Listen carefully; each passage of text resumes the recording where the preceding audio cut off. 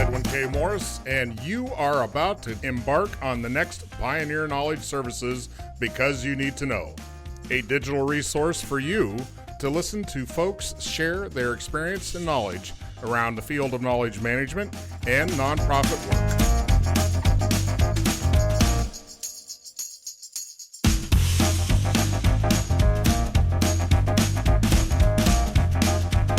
If your company or organization would like to help us continue this mission and sponsor one of our shows, email byntk@pioneer-ks.org.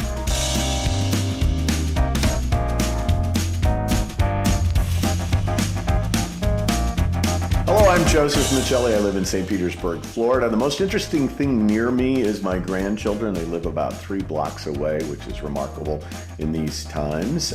Probably the most exciting job I've ever had was working in radio when I was 13 and being a disc jockey for, I guess, the better part of my life while otherwise pursuing a professional career. From my perspective, the great mentors of my life start with my father. I was very blessed to have a father who I hope my gravestone said he was half the dad his dad was. And then mentors in the professional side in academics, but also people like Howard Schultz, the CEO of Starbucks, or founder of the modern day Ritz-Carlton hotel company, Horst Schulze, all of whom have taken the time to help me grow in my understanding of how to deliver a service business. I am inspired when I see students, and I teach at a university, when I see students understanding that we're placed on this earth to serve one another, not to be served. Wow, I like that. I just wrote a book called Customer Magic that looks at a concept of magic, meaning that we should challenge the seemingly impossible.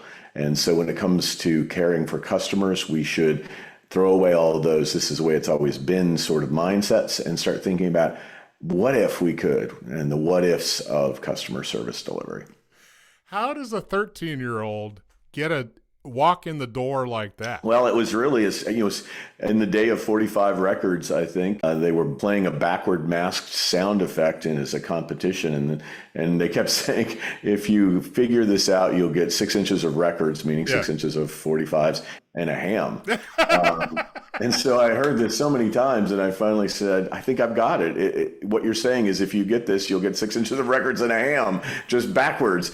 And they said yes. And I came in, got the tour. The station manager said, kid, you want a job here? You just come back with your 3rd-class broadcast license and endorsement from the FCC, and we'll put you on the air. Little did he know that I'd actually study, and I'd do that. And my parents would drive me 2 hours to take the test. I'd fail. I'd come back 6 months later, and lo and behold, I actually had the broadcast license, walked in his door, and Martin Onhoff said yes to this kid doing something on the air. And to this day, it's one of the great lessons about if you're going to make a commitment to somebody and you live into it, it's amazing the impact it can have on other people's lives. It really is a exponential realization of what the future could be, right? You co-created that.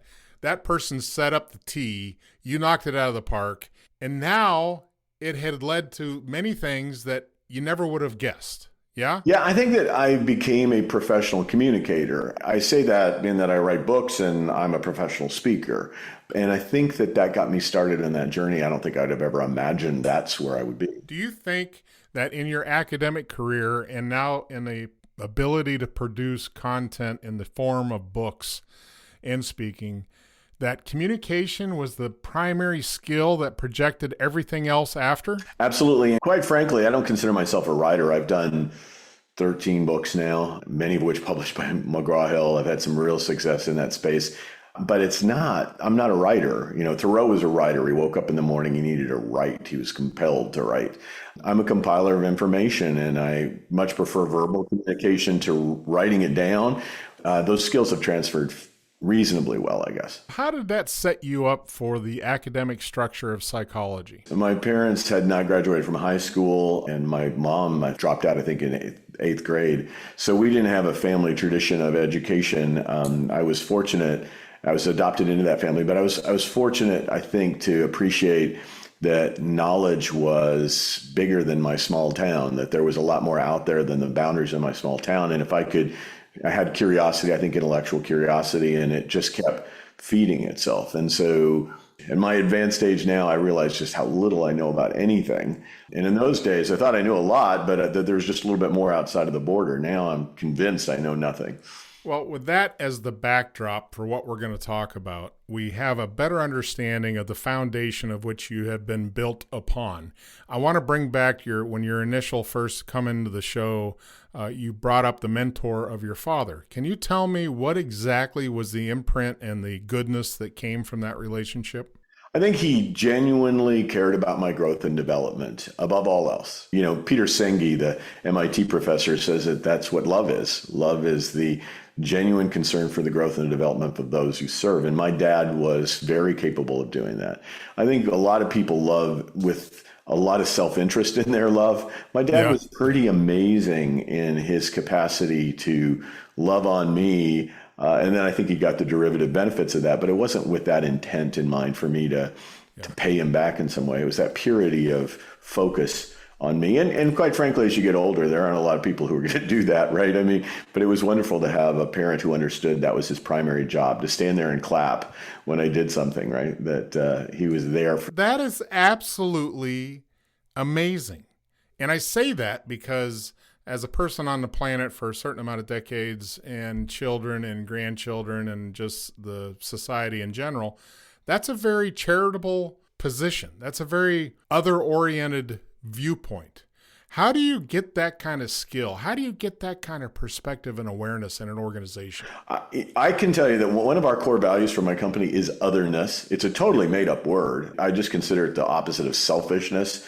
And I think it's something that we say we value in our organization. We realize that it is, and there are many people who have talked about it. It's a concept that's been around for a while. The notion is that if you create value for others, you become valuable to others. You seek to be valued. And I really think we have a societal challenge right now where I'm on TikTok and I do that thing, but there are a lot of people who just say, I want to be so interesting that people can't stop looking at me. I want to be so interested that people become interested in me.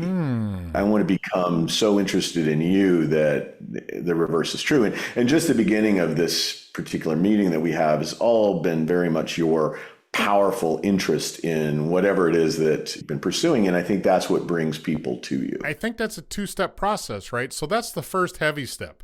Trying to not be selfish in orientation and to be otherness directed. Otherness can be people, society, a community, a group, whatever. But how do you execute? How do you train somebody to have that mindset? And you say you have a pillar of otherness in the organization, but how does it show up? Well, that's a great question. I mean, what Enron had integrity as one of their core values. I think the challenge is, do we reward people in the organization who are taking care of customers? Do we reward people in an organization who support their team members? Are we rewarding people who will step on anyone to get ahead in their personal gain? And I think as a leader, it does start with servant leadership. I'm a big proponent of it. I think that if your leaders are, look at me, grandiose, pompous, righteous, it's pretty hard to convince the team that they should be doing anything other than that, because that's how you get to the top in the organization, as evidenced by the behavior of the top.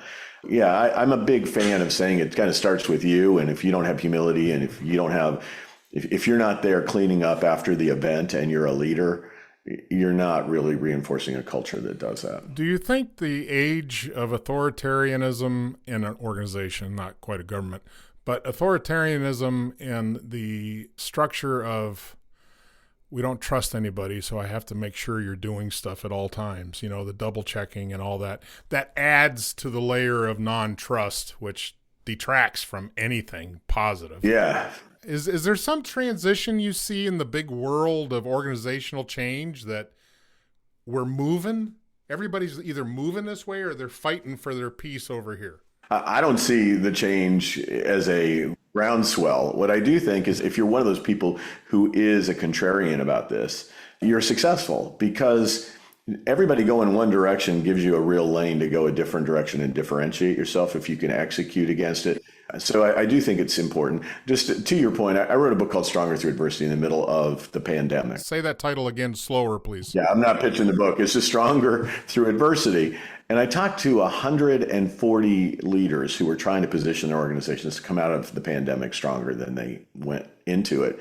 It was fascinating to me. I chose to not interview any politicians, right? I don't care what political leaning you have. I just didn't see the otherness of it all. There was a lot of self-serving posturing going on. But you would see nonprofit leaders. I interviewed plenty of those, from the head of the Red Cross and the head of the United Way. And you'd see for-profit leaders, whether that was the CEO of Verizon, Hans Vestberg, or CEO of Target, Brian Cornell, who really were trying to find a way to put the needs of customers maybe even higher than they ever had before, because they were frightened that customers weren't going to come into their stores or maintain relationships with them. So I think there were some environmental factors that caused people to put a higher priority on others because they weren't sure those others were going to show up for work, or they weren't going to show up to buy the products. Would you say that was a fear-based response versus an altruistic kind of approach? I do think a lot of it was fear-based, but for some people, even though fear was the trigger, I think Tony Robbins says we either change out of inspiration or desperation, right? I think for some it might have started from desperation, but it feels pretty good to serve others. In fact, if you look at the happiness literature, the Harvard longitudinal research studies on happiness, one of the things that brings us greatest happiness is transferring our care to others. And in your world, probably transferring knowledge to others is a source of great happiness. Yes. Erickson in the research on generativity, all of it talks about the fact that we want to give something to the next generation. That's a purpose moment for us, of course, over the life arc. For me, I think you did see some people who go, hey, paying more attention to our customers, this kind of feels good. Yeah. Who knew, right? They're not just a means to an end. Well, they're like real people, and I like it. The bifurcated folks out there, that one way is a stick, the other way is a carrot. And it's like, how about we just lose that whole paradigm and just go with a happy community? How about that? Treat people like people and have trust kind of just develop. Yeah, and we can manage the exceptions to trust. I think this is the problem. We've gotten to be so cynical in our society about everything. Nothing. You can't trust anything, and AI is probably going to make it a little bit worse. Like, am I even really here? Is this a giant deep fake? I think we're going to get to a point where we're not going to be clear, but you got to extend some level of trust to be able to manage what happens when somebody violates that trust. There's a lot of people out in the world, and if you are around a pack of hyenas, you may want to kind of try a different group. And I think that's true with customers. Assume positive intent from the customer, because if you don't, that customer is not going to form positive intent about you. And then if you do assume that and they violate that, then manage that. That's what management's about. But don't treat everyone like they're a criminal walking in your door. What would be your definition? I'll ask for two definitions, and I'll ask, are they the same thing in your mind? Is a customer the same as a consumer? Oh, absolutely not. No. Okay. Tell me. I hate the word consumer. I do, everybody loves a consumer. I do consume things. I do consume things. I sometimes use it because I've used customer 17 times in a sentence, and so I need to come up with a different word. But really, truly, a consumer, you might as well add a user. Let's put that out there too. Yeah. You're a software user. No, you're a person, okay? You're a person, and it's about a personal experience. All business is personal. This is between you and me as people, right? We can make it transactional. We can make it like, well, you do this all the time. I do this all the time. Who cares? It's another one, chalk it up. Or we can be here together in a real moment of, we're not going to have this moment again. And for some fluky reason, we're here now. So let's make the most of it and enjoy the uniqueness you bring to the table. And I'll try to bring some too. I hate the word consumer because it is very sterile and very corporate. Well, it's transactional, right? I think it all just bases from maybe a 200-year-old mentality of what capitalism is that everything is transactional. Mm-hmm. And I think that's the dichotomy here that people get trapped in, because we are so heavily laden in our experience on the planet in this metric of this for that. There's some transaction. I'm going to get something. And that kind of goes towards what we were saying. Are you altruistic in your modality, or do you have to have an exchange? And I get what you're saying, the customer, consumer, but let's go to customer experience. Can we up the game a little bit? You said about the organization being a bunch of humans interacting. I mean, that's what it is. Maybe 30 years from now, that will all change. But for right now, until we have digital twins doing the work and we can sleep, what is a customer experience approach that makes it a better organizational position? I'm going to yield the word customer because I use it all the time, though you would know I'd rather talk about human experience, just so you know it. Okay. And in the context of the humans that we call customers, I think the challenge for that is just appreciating that it is not just a moment in time, that most of us are in a relationship. So an experiential focus, I think, looks at all of the factors that shape the relationship, and all those factors in a given moment too, but all those factors stringed across the entire journey. So rather than just the transactional element of the service, I handed you something, you gave me money, the experience is all of the sensory elements, the way I envelop that experience in some kind of desired emotional context. That's what I think the experienced folks like me do as experienced designers. Then we look at that across the journey and we say, okay, what can we operationally succeed at? I mean, I can't do everything all the time to everyone. So if I can triage those moments that matter most, how do I focus on those and then really make sure that I am enveloping those moments in the branded experience I want my human customers to enjoy? You're talking about the construct of the organization itself. Are you saying that the consumer/customer/human is only external? In your paradigm? Oh, no. And that's why my human thing is so critically important to me. Yes. Why I cling to it with fervor. Let's take Airbnb, right? I wrote a book about Airbnb. And so on any given day, an Airbnb employee, who we would call having an employee experience, may very well be also renting out their apartment on the platform. So now they are the host or the business, if you want to think about it that way. And then they may that next weekend go and stay at some other Airbnb. So now they're the guest or the customer, if you will. Now, in reality, they're all the same person. Yeah. They're no different. And so we need to think about the human experience of the employee, of the buyer and the seller, the customer, the organization. Vendor, everybody. Everybody. Yeah. Your nucleus has just shifted from the role to the being. Yeah. So that's what I heard you say. The center of the universe in this is the person base, and then roles define different perspectives and what those roles either influence or what we measure or how do we treat that experience. Not so much the person in that role. Amen. And in my business sector, we often talk about journey mapping the customer journey. Yeah. Right? Like that's what we do. We want to look at when do they consider us? When do they, what's the sales cycle look like? What do they do at purchase? What do they do post-purchase? But I tend to focus more on an ecosystem model. So I want to know not only what is happening in the journey of the customer, and we may use that as our anchor point. Like that is the flow through. But I want to understand what is the employee experience relative to the sales cycle, relative to the service cycle? What is the vendor experience along the way? Because oftentimes what will happen is you'll have a really bad customer experience only because you've set up the employee not to be able to execute against it, or you have supply chain problems that are happening somewhere else and you really need to get a different vendor relationship in order for the customer experience to be done. So for me, that may be our anchor point around the customer, but the ecosystem mapping is much more relevant. I like the ecosystem mentality, and as you were describing that, I was envisioning, I've seen graphics in finance and or stock information that has all these other elements in parallel to what you're tracking. So you can see where's everything in perspective to that point in time, because they all influence, right? You can't just measure one thing. Customer experience, we're going to measure it. Yeah, okay, that's one bit. That's like on a biology level, that's you taking my temperature but not looking for anything else. I like that very much, a holistic viewpoint. But I got to say, it sounds like a boatload of work. Oh my gosh, it's a boatload of work. But it's so rewarding. I'll give you an example. I work for a company called Clayton. Clayton is a subsidiary of Berkshire Hathaway. They are mostly manufactured housings. We would have used to call trailer homes. They also site build, and they do a lot of modular construction, partly manufactured and partly on site.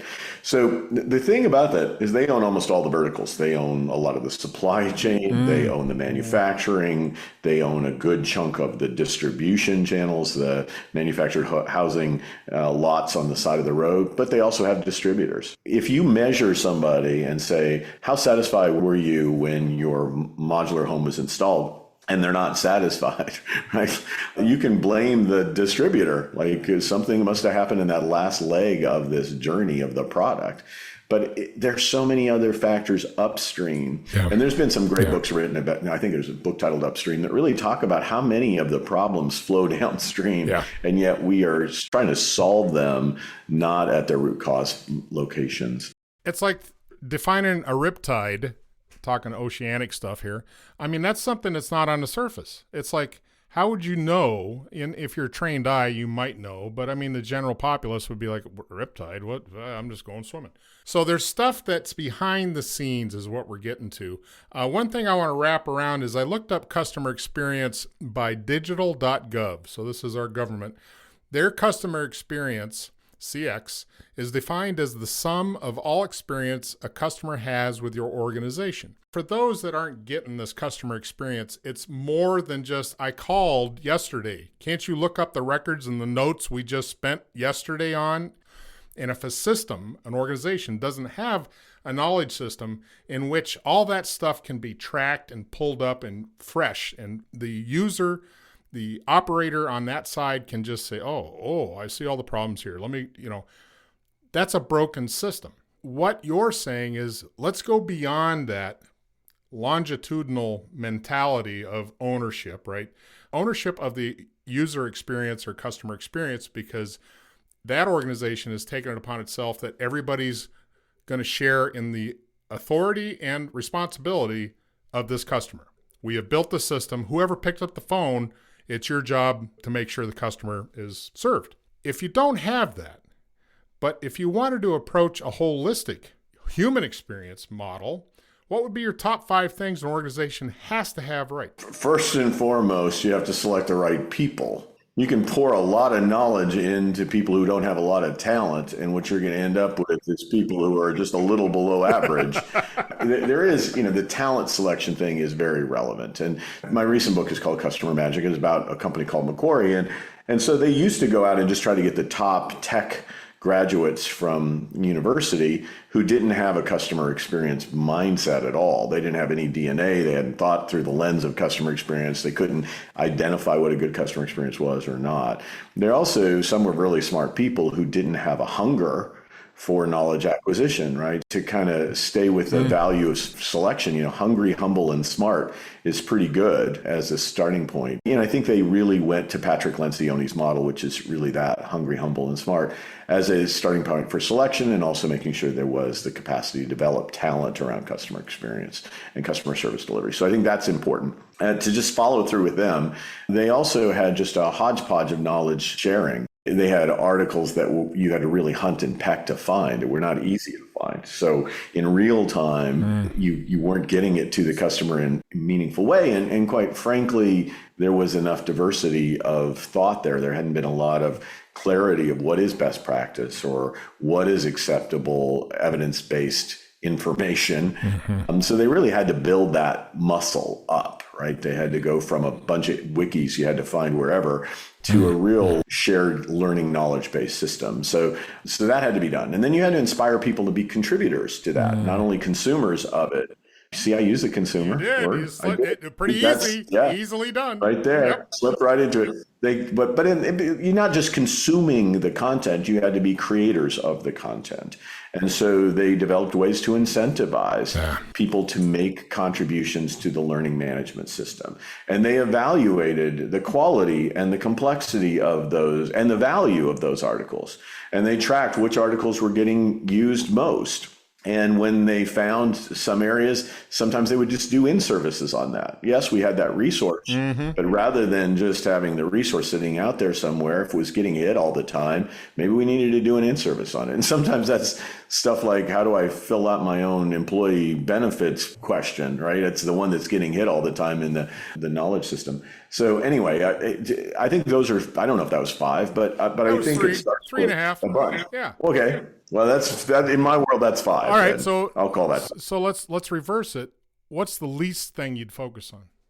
What's the least you could give a hoot? Oh, God, some of it is stuff I do professionally, so I don't know. I mean, I think one of them is just, I think learning management systems that, and I create content for learning management systems. That's why I'm a little bit of an issue with this. I think learning management systems that are nothing more than we have to do it because, HR said we got to do it. Yeah, there are some of those that are just necessary evils because of regulation, but I'm talking about programs where everybody knows we're doing it. It's supposedly soft skill training, for example. Yeah. There is no way I'm going to walk out of there and do anything different. I am just trying to guess at the test questions without even reading the material or engaging the content. So that stuff I think is really silly. But there's a ton of it out there, and it's a proxy for actually having conversations with your team or learning in real time, debriefing interactions, and helping people internalize knowledge and be able to demonstrate it in various scenario-based circumstances.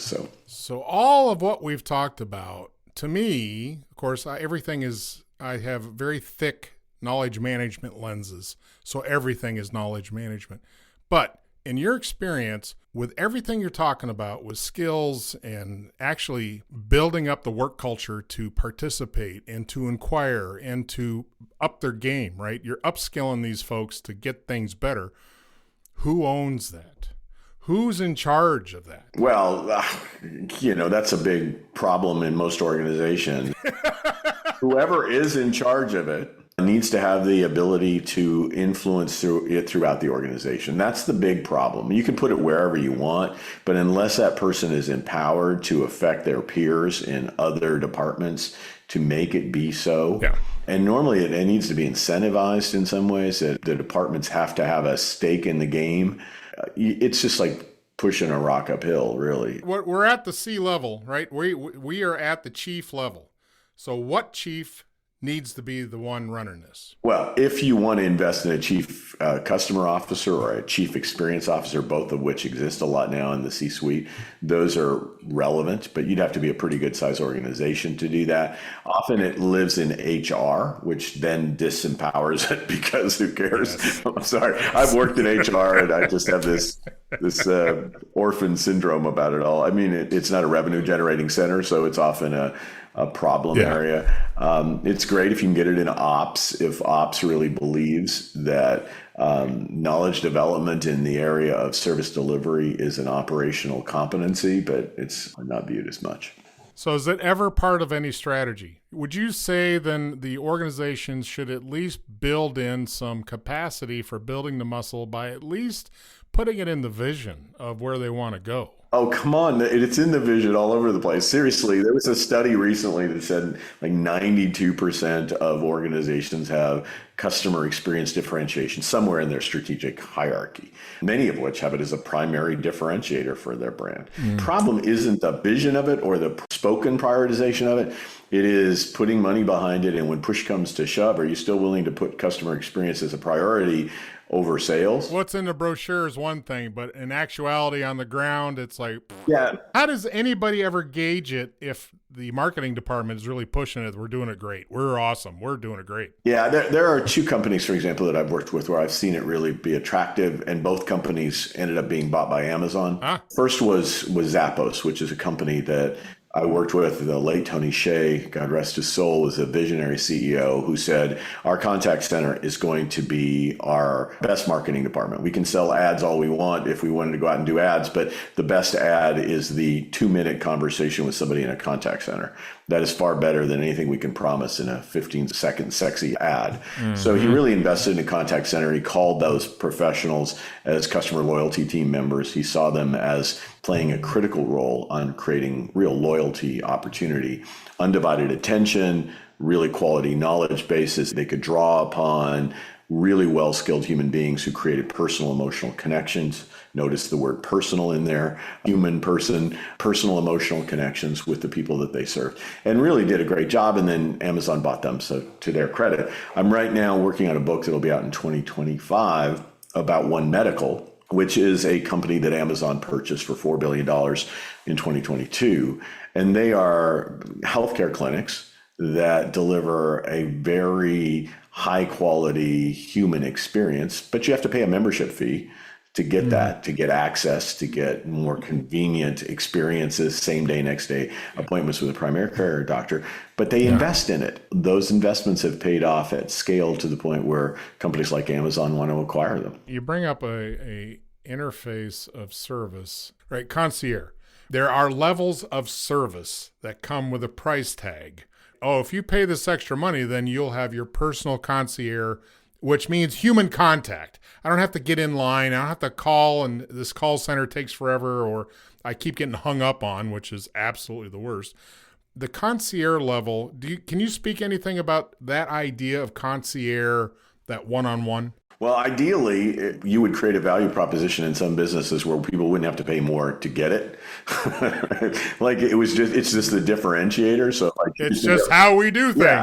Yeah. And there's, sometimes there is a slight price premium already built into the price delivery. So you have to be willing to say, I'm willing to pay for service, maybe not in a membership fee, like concierge medicine would be, but I am willing to pay a little bit more because I know they're going to be answering the phone. And sometimes consumers just don't want that. I mean, consumers want the tech that says, I don't care if I have a human to serve me as long as I can get the right answer, which is fine. And that's where I think your people process technology concepts really come in strong. There are times in that customer journey, in that ecosystem, that you want to make sure you have really quality self-serve with really quality knowledge information available to the chatbots so that people can get their questions answered without having to opt into human.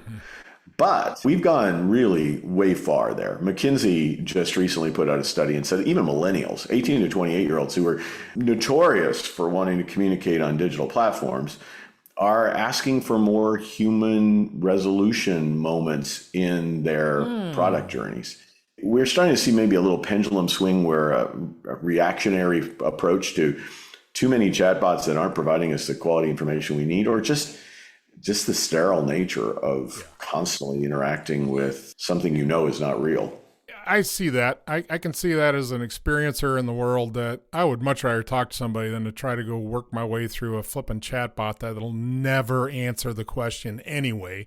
Or they keep throwing you stuff off of a frequently asked question page that was made 15 years ago or 15 months ago that it's like, stop. So the ability to shortcut and get to an actionable answer is really the motivation of the experience journey. Amen and hallelujah. And this is where you come in. Like, I think every organization should have people like you around, nonprofits, for-profit. They should just have somebody saying, hey, how do we get to the right answer as efficiently as possible, and give people options in those moments where it's really hard to get a right answer quickly. Like, what would be your definition of knowledge management? Well, I mean, I feel like this is an unfair question. I'm going up with a Ph.D. and I'm here in kindergarten with my crayons drawing a picture of knowledge management for you. And I just broke a crayon in the process. The pressure just... I think the key is that we are all trying to navigate this life journey.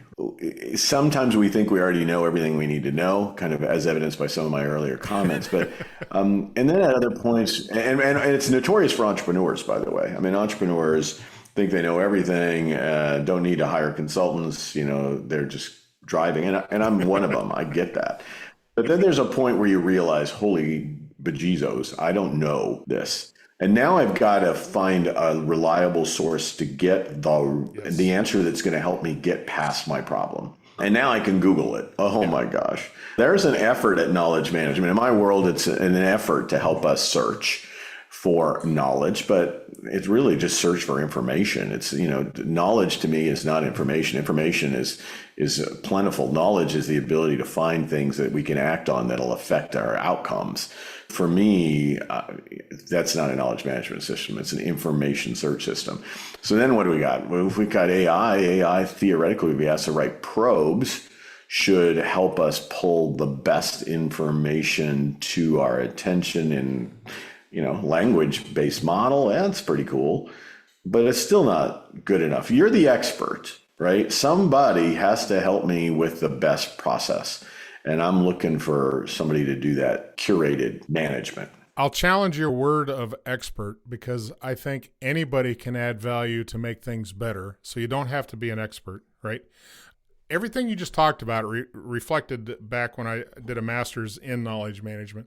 The thing that gets me... I gave you a Ph.D. Yeah, I'm sorry. That's probably happened after this story, but keep going. The concept of the Greek term phronesis, I have really wanted to reinstitute and reconstitute that word use.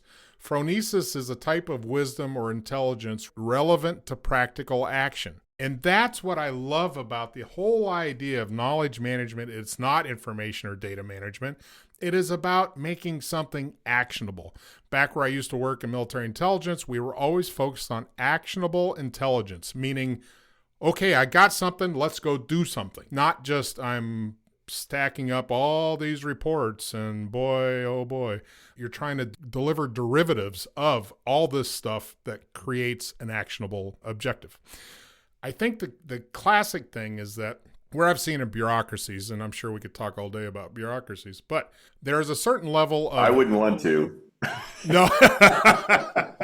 It's not a topic I want to spend much time on. Go ahead. But they do exist, and they do exist for some reasons. The thing that is clandestine or maybe just overt in that paradigm or structure is that there's a certain element of just floating. We're just floating along. Don't rock the boat. Nobody has any initiative because it doesn't help. You'll get punished for taking chances, all that sort of thing. In an inhibited environment, going back to your eco mentality of biology, that anything that is prohibited by the environment to not grow, change, or morph, it is punished if it does that, then that builds human experiences that support that model. And anybody that's the contrarian to that is the outsider, troublemaker, loudmouth, entrepreneur, knows everything, gonna fix it. But how does a organization that could be, and I'm not saying all organizations that grow to become huge or mid to large, get an element of bureaucracy? Is that something that just happens with size? Oh, I think it definitely happens with size as a result of trying to think of the right word for this, but I think you get a certain legacy mindset, a certain carry on. The value of your organization, it becomes riskier to go outside of the norms. When you're an upstart, you don't have anything. You have the shirt on your back and an incredible work ethic, right? But once you've developed brand equity, that was the word I was looking for. Ooh, keep talking long enough, if you hit on your own word. Once you get equity in your brand, it becomes hard to take the risks at scale. So I think that's the challenge, is that people get more conservative over time. There is a book from Charles Handy that I just read called The Second Curve, which basically talks about an organization that reaches a peak, and if they're not looking for the second curve, they're going to ride that curve down to the bottom again. The cycle of, and his advice is to always be experimental, basically. Be experimental in trying things that are not normal for your organization in order to create another second curve, so you're continually riding the wave, so to speak. What has been your experience watching organizations contract, grow, plateau? Would you agree with that is always the cycle? It's working with Howard Schultz, who I listed as a mentor of mine. And one of the things that he would say is that we can take a few big bets every year, and if we don't, we're going to be dead. If we take too many big bets, we're going to be dead too, right? We can't swing for the fences every time somebody throws a pitch at us, right? We got to take the curveballs and just get them in the gap. That's the mindset that makes sense. When I was working with Starbucks, originally it was all about the place, the third place. We were creating an experience where it was somewhere between home and work, where it was a level of comfort, affordable luxury experience, but it was place-based. And then when I wrote Leading the Starbucks Way, we were focused on digitalizing the experience and meeting customers where they were. And at that time, we were coming up with products like Via, which was just a little freeze-dried coffee packet. In the old days, that was kind of looked down upon. They put a lot of science and technology into the quality of the freeze-dried, but then you could have Starbucks coffee with some water in a canteen on the top of a mountain. You didn't have to be at a Starbucks store. We didn't have to proliferate a Starbucks store inside of a Starbucks store, which was the style we had been going for. So I see this as really the iteration of let's be somebody different now. Let's be a digital relationship building brand where you can buy our products in a lot of different ways and use them as you see fit. You can buy a Keurig machine and put a Starbucks product in it, even though Keurig was a competitor at the time. To wrap things up, what would be your best bit of advice to the listener? First and foremost, know what you want every single person to feel every time they interact with your brand, whether that is the vendor, whether that is the employee, whether that is the customer. Know what you want them to feel. If you don't know that, all the operational things in the world aren't going to get you where you want to be. Because here's the beauty of human experience delivery. Unlike manufacturing, where you get raw material that's consistent every single time it comes in the door, and then you apply a process to it and you end up with 0.001 defects. When you're talking about people, they're coming in the door in such varied raw material. You still want to try to impose a process on it, because without it, you can't run a business or an organization. So you want the process to be in play. You want to hire really talented people who can apply the process, but also can understand the nuances of human beings so they can adjust the process to the raw material. Then you need to define for them what success looks like. As Brene Brown says, you have to paint done. You have to tell them that when people leave here, we want them to feel wow, delight, nurtured. We want them to feel enlightened, whatever it might be that you want them to feel. Once you tell those talented people that's the outcome, you give them some processes they can nuance, you have a great human experience for those people we call customers. So does it beg the question then why there is not an international standard on feelings? Begs a question.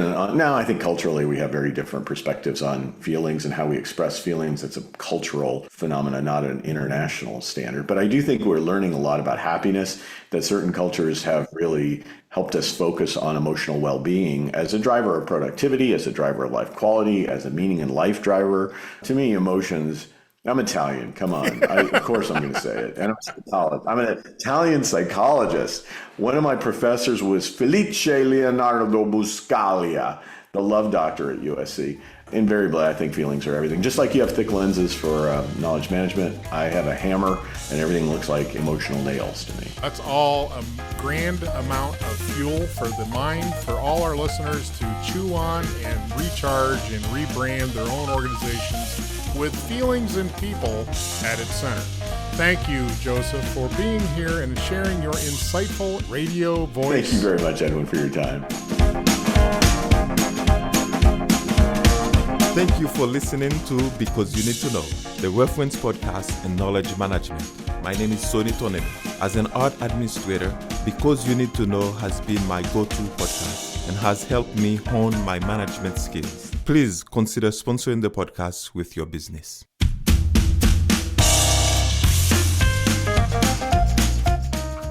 You have just finished our latest Because You Need to Know, a public service of Pioneer Knowledge Services. Please join us on LinkedIn and find us at pioneer-ks.org.